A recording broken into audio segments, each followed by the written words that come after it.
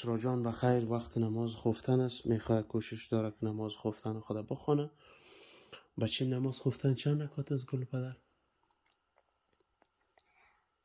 آفرین. اول چیست؟ امورو بگو.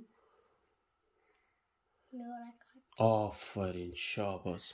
خب اول چی رو میخونیم؟ اول 4 رکعت نماز فرض. آفرین. 2 رکعت نماز سنت. آفرین.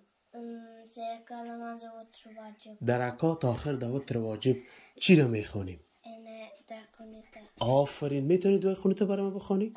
بخون بچه. بسم الله الرحمن الرحیم.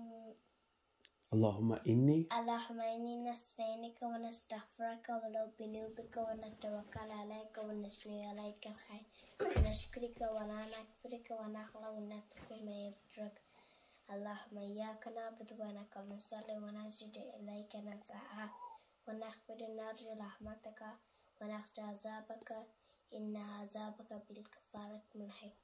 آفرین، شاباس بچه، بسیار آفرینت. شیطانکا وقتی که سر ما خود مندازه میگه تو خسته هستی، نماز خوانده نمیتونی، ما دوالت چی رو باید بخوریم؟ کدام دوره؟